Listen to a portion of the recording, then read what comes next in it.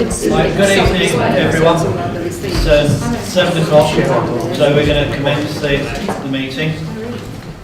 So good evening and welcome to the Woking Borough Council's Planning Committee meeting. And a few points before we commence. We do have a PA system, hopefully you can hear it. Mobile phone should be off or on silent and no fire drill is planned. The proceedings are filmed and will be available on the Woking Borough Council website. You will see from the camera position that the committee members, council officers and registered speakers will normally be recorded. The speakers may ask not to be filmed, but their comments will be audio recorded. Now, the planning committee is made up of 9 elected members and we're all here tonight. I'll just ask them to introduce themselves one at a time. I shall start on my far right, which is Angus. Councillor Angus Ross from Woking Without Ward. Wayne Smith, member for Hurst. Michelle Shepherd-Gay, member of Winnish. Martin Richards, member for Norreys in Woking 10. I'm John Kaiser, I'm the Deputy Chair, and I'm the member for Barking. Tim Holman, Chair from Hawkden in Lower Early. Bill Simon from Loddon in Woodley. Philip Holdsworth, Councillor for Winnish. John Jarvis, member for Twyford. Thank you. We are supported and advised by a variety of professional council officers, and I'll ask the officers to introduce themselves from the far right. I'm Arabella Yandel, I'm the clerk for the committee. Good evening, my name is Mary Severin, I'm the legal advisor to this evening. Cara Corrigan, I am the service manager for the strategic sites. Chris Easton, service manager for the Woking Highways. Thank you very much. Planning officers presenting tonight's applications are sat over to my far left, and I will introduce those one at a time when they actually come up for their application. Right, the procedure. This is a quasi-judicial committee with formal set procedures and conduct. Firstly, the planning officer will present each application. Then, in turn, I will call only those that are pre-registered to speak. Please come forward to the table. The microphone is controlled by the grey button on the base. The time limit, 3 minutes for each category of speaker, will be strictly enforced. So please ensure you get your key points across within your allotted time. Members of the committee are interested in the quality of what you have to say, not for how long you speak. And I emphasise again that only those who are pre-registered to speak may do so. So that's no others, including town or parish councillors, agents, applicants, objectors or supporters, are permitted to address the committee, ask questions or interrupt the meeting. Following the planning officer's presentation and the comments of registered speakers, the planning committee members will consider, question and seek clarification for the application and hopefully reach a decision which may or may not agree with the planning officer's recommendation. Finally, a reminder, the local planning authority's role is to determine any valid planning application using national and local planning policy. Our role is not to suggest alterations to schemes, whether they are a good idea or indeed whether they are needed, whether they are too costly or whether there are alternative uses. So thank you very much, and I shall move on to tonight's agenda. First item would be the apologies, but I can see everyone's here, so there are none of those. The minutes. Are there any amendments to the minutes? No? Just show of hands saying that we're all happy with the minutes. That is unanimous. The next item is declarations of interest.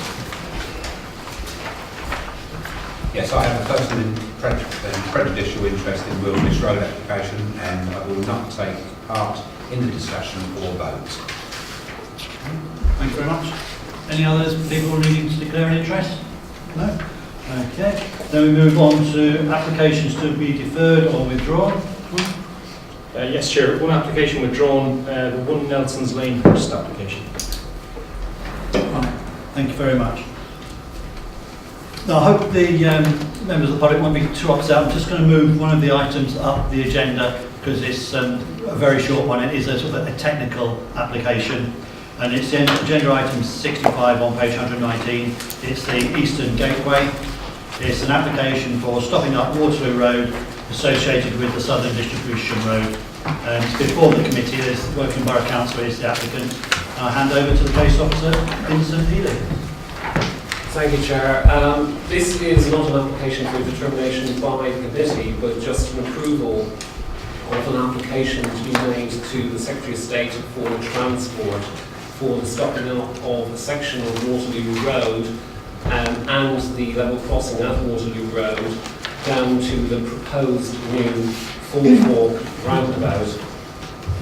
And that roundabout is within the planning permission, sorry, the planning application under reference 172934, which was validated, I think, on the 2nd of October and is due to be determined in the early new year. If members want to look at the overhead, this is the nature of what we're seeking. We're seeking permission for the submission of an application to the Department of Transport for stopping of the Waterloo Road and associated works for the site of the Distributor Road. The Eastern Gateway application Montague Park to Waterloo Road is currently being determined by the local planning authority and should be determined in the early new year. The stopping up application is made under section 247 of the Town and Country Planning Act. It's a regulatory matter. It goes to the Secretary of State for transport, and the highway to be extinguished is, you will see on, I'll just go through the last bit. The stopping up of Waterloo Road will only take effect after the new Eastern Gateway is open, but that's an important qualification. So if we go on to, that's where it is. That's the application, the planning application, and the red line you will see includes all of the Waterloo Road down to the new roundabout and including the level crossing as well. And then if we go on to the stopping up plans, there are 2 sheets. It's very hard to see from sort of here, but the zebra hatching, which is a single hatching, is the area to be stopped up, and it goes all the way from the level crossing all the way down through to the southern end of Waterloo Road across the new roundabout. If there are any questions, happy to ask with the assistance of the officers. Okay, thank you very much. Right, the ward councillor is Angus. Do you have any comments, questions? Thank you, Chairman. No, I'm very aware of what's going on here. I was initially a bit concerned until I realised that this was just an application rather than anything that might happen before the planning application, which I'll make no comment on because that will be back to us in the future. And I think all the ancillary points will be taken up with the planning application, like what happens to the public rights of way and crossings of the railway, etc. So this is obviously just a procedural matter. It's very important it goes ahead because I know Network Rail wants their penny's worth for the level crossing versus the air over the bridge. So no comment. Michelle? Will they be paying, will Network Rail actually be paying to fix the Townhouse Bridge that they've had a temporary bridge put up, which is supposed to be part of this Waterloo crossing? Nowhere near. I think I'll let my colleague Chris Easton deal with that. That's not relevant to this application, so we can't. It's a mile away. So we can't hold Network Rail up to actually completing what they promised they were going to do. Michelle, it's not this application. Are there any other questions?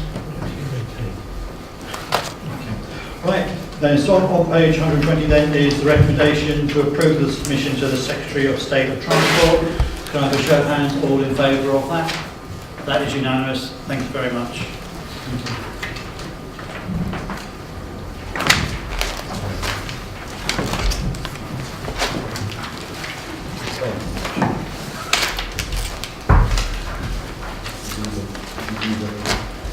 The next item then is agenda item 61 on page 11. It's the land west of Shinfield, west of Hyde End Road and Hollow Lane and south of Church Lane. It's a reserved matters application for the erection of 473 dwellings, including access roads, garages, parking spaces, open space and landscaping. Before the committee, as it's a major application.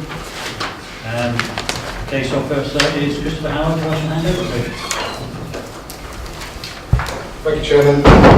So I'm here to present the application for a reserve matters application for 473 dwellings at Shinfield West. Under consideration tonight is layout, landscaping, appearance and scale. The applicants for the site are Broad Homes, Linden Homes and Bovis Homes. This is a site shown in context of South M4 STL. Outline planning permission was granted for the site in 2012 for 1,200 dwellings. This established a principle of development, quantum development, access to the site together with development parameters. This slide shows the site outlined in red. The existing land use is predominantly agricultural. A footpath crosses the site, which will be retained within the layout. Since the approval of the outline planning permission, reserve matters have been approved for the primary infrastructure for the site. This includes the primary roads, landscape and drainage. The majority of the infrastructure has now been delivered on the site, which means that developers effectively have service parcels. This will help accelerate housing delivery across the site. This will assist the borough with regards to a 5-year housing land supply. In terms of phasing was also approved as part of the conditions discharge application. This plan shows the phasing strategy for the site. As shown on the plan, light blue is phase 1 and work is well underway for housing delivery within these parcels. In pink is phase 2 and green is phase 3. This also established the phasing strategy for the primary school, which is shown in dark blue at the top corner of the slide. Construction of the school is well underway and the school is expected to be completed in July 2018. In terms of just some further background, where we got to, a design code is also approved as part of the conditions discharge application, and this sets out the principles for the buildings within the site and the key areas were identified. Through the centre of the site, the avenue is a main road through the site. Building heights here are taller and the street widths are designed to accommodate buses. The main street also has taller units, and this is a principle of all vehicle routes through the site. Again, street widths have been designed to accommodate buses. The neighbourhood loop is less formal as a wider variety of building types. Greenway edge frames the landscaping within the site. Again, a less formal development is applied here. Woodland edge is adjacent to Highmore Copse. This is again mostly detached 2 and 2.5 storey dwellings, responding well to the edge of settlement. And the western edge is also of lower density, 2.5 storey building heights, which responds well to the settlement edge.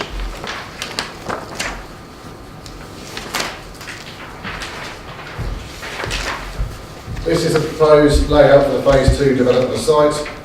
The application is for a parcel at the centre of the site, and the delivery of this will complete the development of the main housing areas of the Shinfield West planning unit. Through the delivery of the primary infrastructure, the parcels can be accessed by Church Lane and Dearden Way and Highland Road. All existing landscaping features are retained.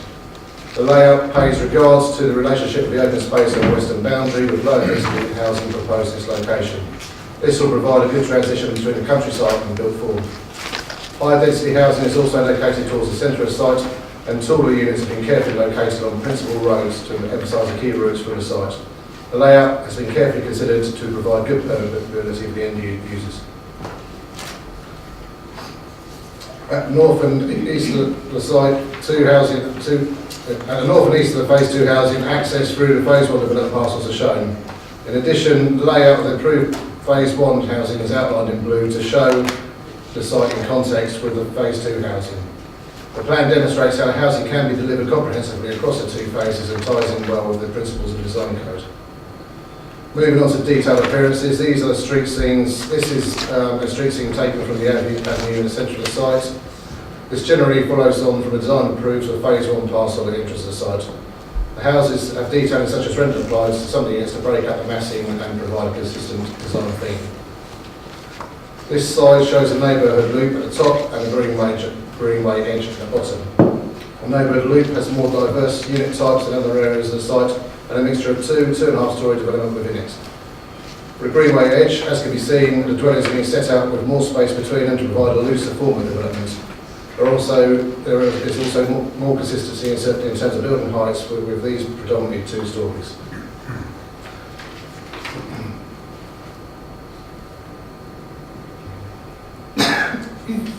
For the western edge, the applicant has carefully considered the... Sorry, just move that back. For the western edge, the applicant has carefully considered the relationship between the built form and the space at the edge of the site. The lower units have been located here, with all of these detached. The housing is lower in density, which makes a good transition between this and open space.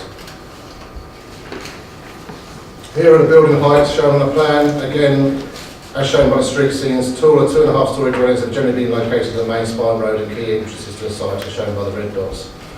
3-storey apartments are located at key gateways, as shown by the pink dots. This will provide a clear and legible neighbourhood for future users. The majority of residual dwellings will be 2 storeys in height, and as shown by the green dots. For the dwelling mix, whilst there is a high proportion of 3 and 4 bedroom dwellings proposed for this space, more 1 and 2 bedroom apartments will be delivered in the centre.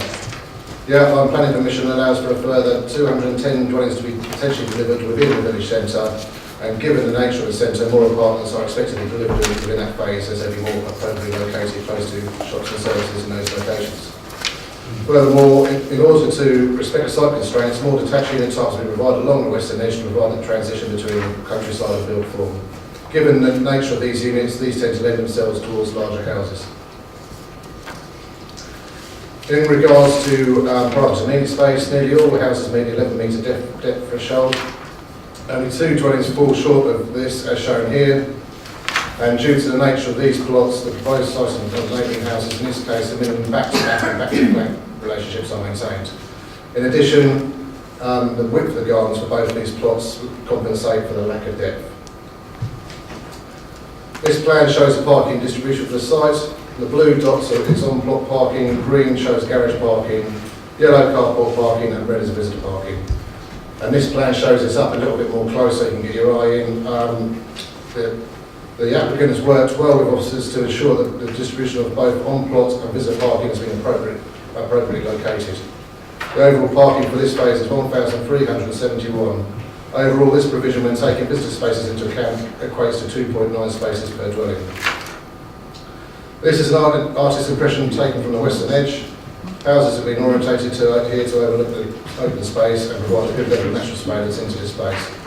In addition, the applicant has carefully considered detailing on these dwellings to provide a distinctive character area, and windows have been largely capitalised on the views of the open space.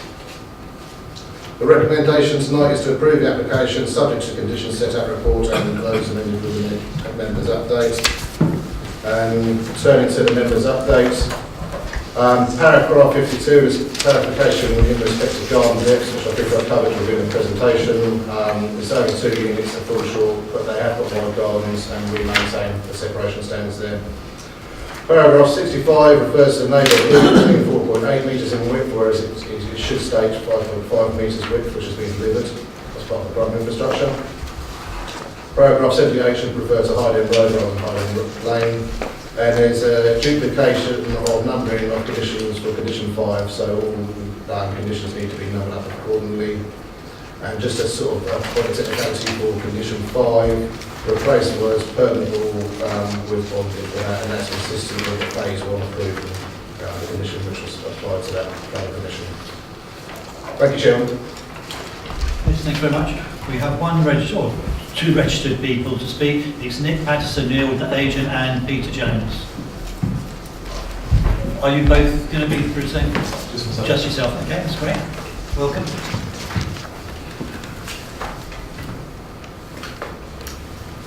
Thank you, Chair. Good evening, members. My name is Nick Patterson-Neil, Planning Director at Barton Wilmore, and I speak on behalf of the applicants Bloor Homes, Linden Homes and Bovis Homes.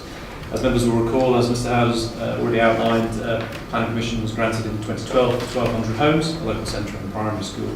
The principle of development therefore on the site is of course established as a result of the core strategy as the allocation, the guidance in the Council's SBD, and of course through the grant of planning permission. The Reserve Matters application for phase 1 was approved by this committee back in July 2016.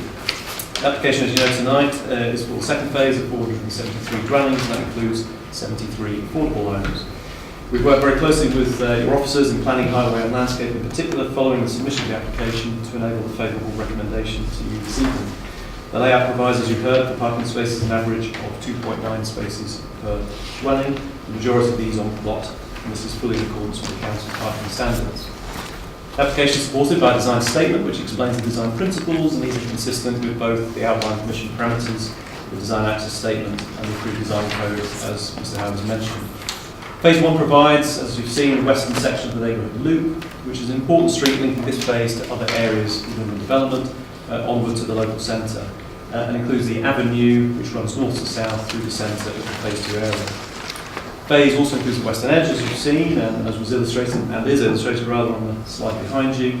The western edge addresses High Copse Common, provides a transition between open space and the development. The Phase 2 proposals complete the strategic landscape elements of the site, including greenways and 2 additional children's play areas. And the greenways provide links through the development, creating strong linear character softened by informal tree and shrub planting.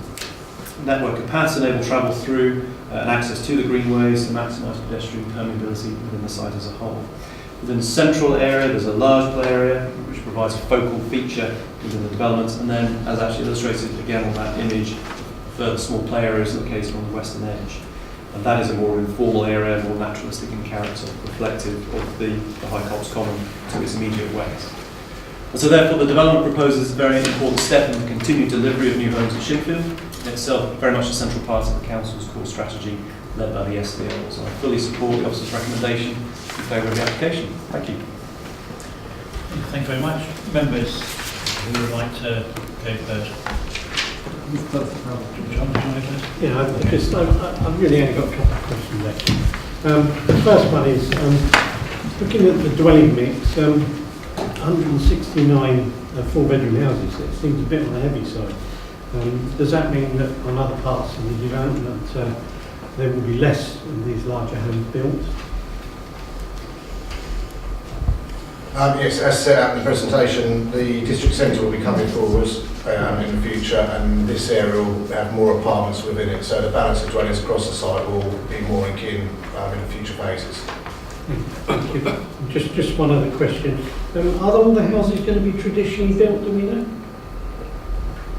They are traditional build formats in terms of, are you talking format or sort of? I'm asking whether there's going to be, there's going to be off-site and assembly on-site. Prefabricated. No prefab on this one either, these are all built on-site. Okay. Rochelle? Just a small question. On page 13, you talk about the nuclear consultation zone. Is this because the AWE has got the larger nuclear exclusion zone that goes all the way through Graiseley up to here, or?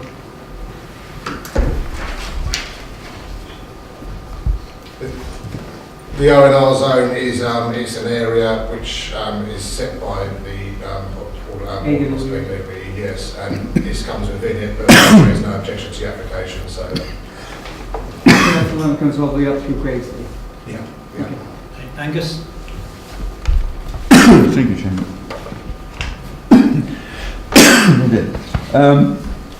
Two questions. I see application 160183 was a reserved matters submission in terms of things like sustainable drainage and surface water drainage. How do we know that that will be in place before this reserved matters and the build out and there's any occupation?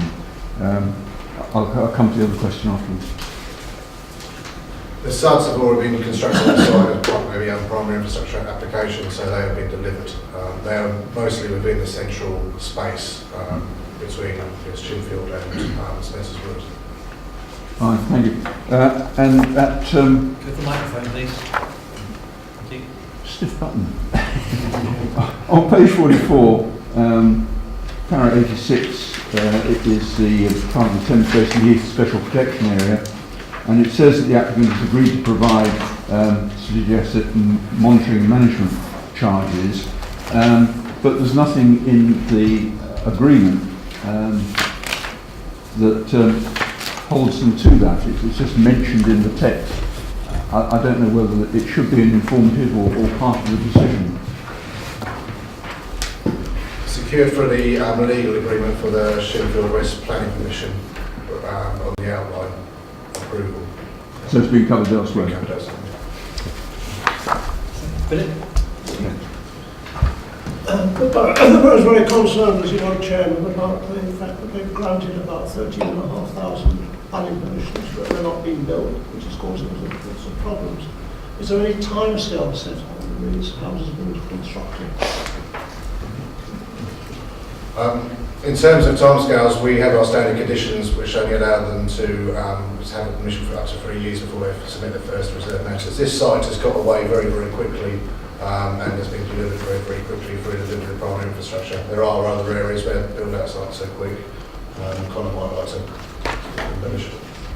Yeah, unfortunately we can't make them build any quicker than they want to build. We'd love to be able to do it and help us out knowing, but yeah, it's once they start, in essence they can take as long as they want.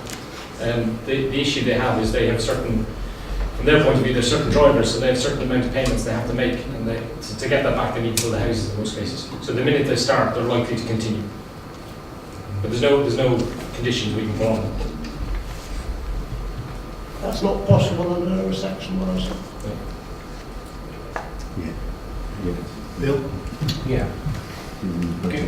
Just a small point. Under page 21, under highways, it says the garage accommodation on the site identified on the approved plan shall be kept available for the parking of vehicles ancillary to the residential use at the site at all times. It shall not be used for any business nor as a habitable space. Now, I can understand not being used for habitable space being a condition, but how would you on earth enforce the fact that it's going to be left available for parking vehicles? Who would enforce that? The garage is empty, somebody will fill it up with their household rubbish or whatever. Yeah. It seems a pointless condition to make. I'd probably have to kind of agree to some extent with your comment, especially as the fact that the garages haven't actually been calculated to form part of the overall parking. So it's probably worth just noting, I know we've mentioned it before, that the site has, just so some of the members have been asking about it in the past, the site in front of you today has 100% of the houses have one allocated space, and 437 of the 473 have at least 2 parking spaces. But as I say, every one of them has one allocated as well, which is something that they were looking for. But the garage hadn't been counted. In terms of that condition, should we want to tweak it or not? Yeah, probably. We can probably just slightly tweak it. We'll amend something and then we'll put it to you. Okay. Thank you. Wayne? It's an extension of Rashad's question on page 13, top of page 13. Is the, as far as you're aware, the nuclear consultation zone, is that the new nuclear consultation zone that's causing problems for the Graiseley potential development relating to irregular zones, or is this on the old consultation zone? And based on that, when you've consulted, I presume you mean the Health and Safety Executive, what was their response? This was on the old consultation zone map. HSE was consulted as part of the application and they raised no objections. They needed to raise that objection at the outline stage in any event. Yeah, so we understand that AWE and the ONR are looking at redoing their zones. This site isn't necessarily affected by what we've seen so far. It's not in the public domain yet anyway. But the Graiseley site, we're in discussions about them, how it would be affected.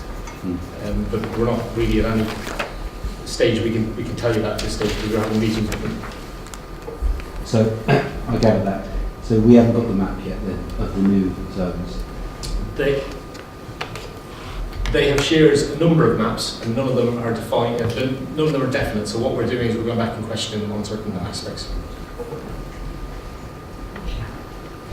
Cheryl, do you wanted to come back? Nuclear zones, is that including the increased zone that's going to be responsible since the reprocessing Trident missile that's there? Yes, no,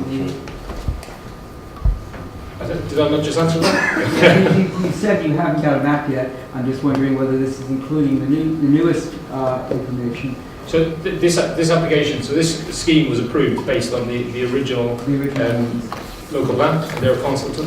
So the HSE and the ONR would have been consulted, and they didn't raise objection. So the new zones are not a you cannot build here, but you need to be mindful of your emergency planning. Just in case. Yeah, quick. Yeah, get out. Yeah, stay indoors. In case they lose something. Just come back on your point. I think I misread or misheard you when you were saying about that condition. I think the conditions are fine actually, in terms of what it says. It's talking about the carports. So the carports are open, so you can see what's actually going to be in them through the parking management strategy if obviously the carport is full or being used for the storage of materials, then clearly that can be visible as some kind of garage. And it's making reference to the carport should not be converted to a garage. No, yeah, to ensure its use. Under number 4, it clearly says the garage accommodation. Oh, you're 4, sorry, I thought Yeah, you were 5. No, 4. So on 4, So the purpose of that condition is to not allow people to convert their garages to garage. Yeah, absolutely. The way it reads, though, it's got to be available for parking vehicles all the time. It doesn't say for what reason they can't be available. I'm saying if somebody was then to put their household goods in there, it wouldn't be available. Yeah. And it seems that to me, it's pointless. Yeah, I mean, you're correct in that circumstance. The idea is that people wouldn't, so basically you're taking away the right to convert a garage. That's the essence of the condition. Yeah.